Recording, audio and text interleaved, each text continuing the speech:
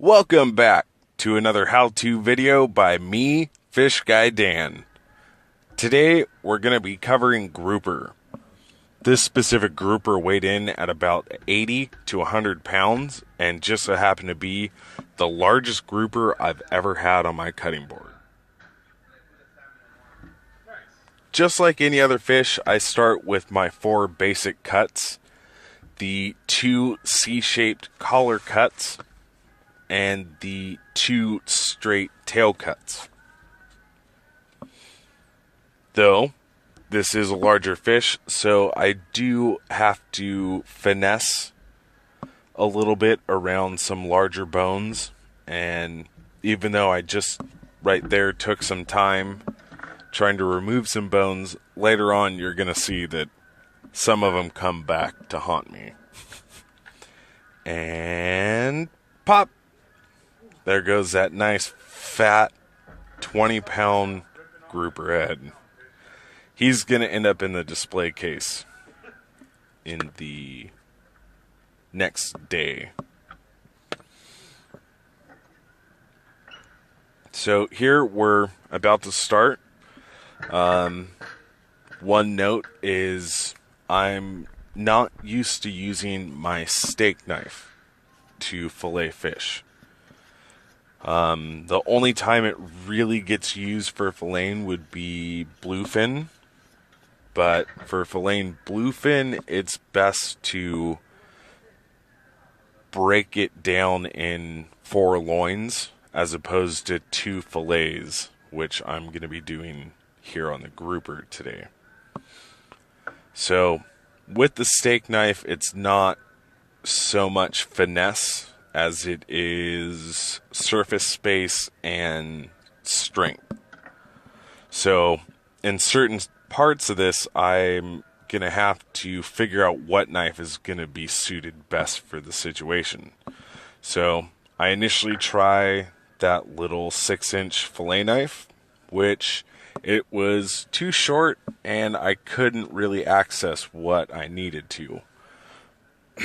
So the next knife in line would be my 8-inch narrow flex fillet knife, which it actually did the job. It got deep enough to where I needed to be, and with the added ability of flexing, I'm able to precisely go up and around the spine. But the downfall is it's not strong enough to go through denser bones. So that's why I had to switch back to the staking knife.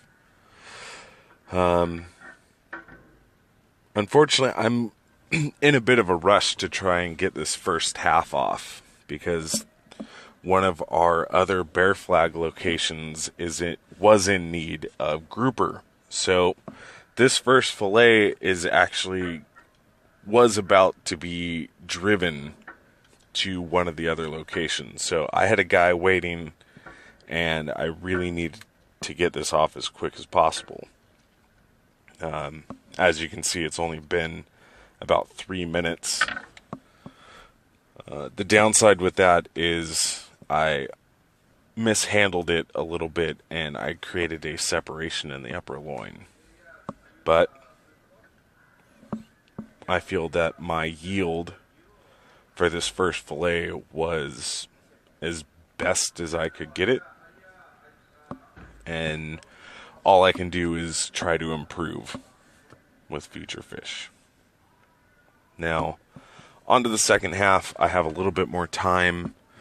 I've kind of figured out what knife I need to be using at certain points. But one thing I did not anticipate was having to fight against the scales on this first cut. What happens is when you cut against the scales on a fish this size, or a fish that has larger scales than your average yellowtail or salmon, is you start cutting through the scales but not completely, and they start to stack up on your blade, which prevents you from cutting. So you periodically have to stop what you're doing and pull the scales off. Sometimes you have to pick them off.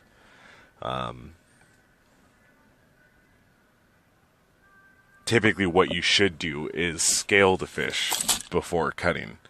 But again, in a rush on this one. My apologies. But so right here I switched to the flex knife, which was able to get behind everything and basically cut the skin from the inside out without me having to fight against the scales. Once the skin's separated, it's basically back to your normal cuts. Taking it slow, steady, working your way from tail to head and from the spine, or from the dorsal fin to the spine. And then from the spine through the pin bones down over the ribs and down to the post-anal fin.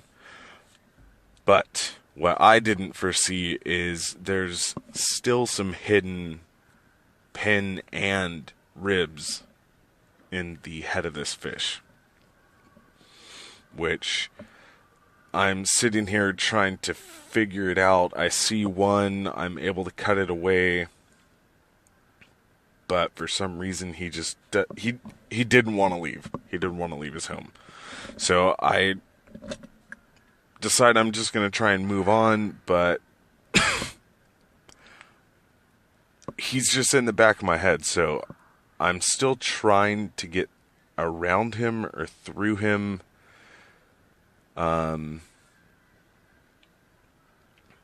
Eventually I do get it, but with all this struggling, I do start to form that same separation in the upper loin.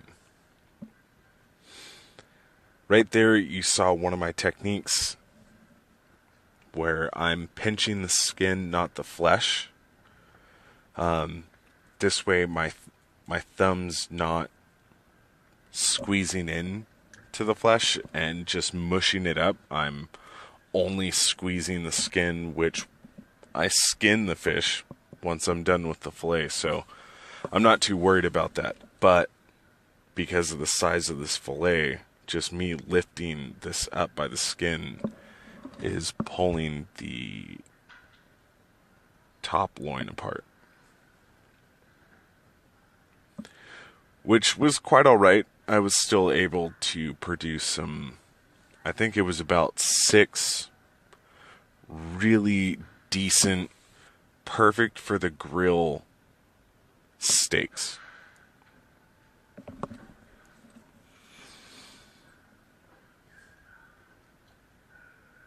Right there. So I finally made it through the last pin bone, and it's just going to take a few swipes to get down and over the ribs. Looking back, I should have, before filleting the fish, taken some shears and cut the fins off. The post-anal fin. And right now I've disappeared because the kitchen had a few questions about what fish they were able to use for the menu, and there I am. Movie magic. I was probably gone for about 10 or 15 minutes. They couldn't understand. But right back to my station, right back to what I'm doing. And right here, when I flip the fillet over to finish it off, the problem I encounter is where I need to cut is laying on top of this post-anal fin, making it just as hard to cut through the skin. So I have to just kind of sit there and saw at it a little bit after I do a little cleaning up, because right here there's a few tendons and ligaments that would connect that fin to the spine. And once we have them separated from the flesh, I'm able to hack and saw the rest of the skin off. Right here's my second favorite part about filleting, and I even turned the volume up for it.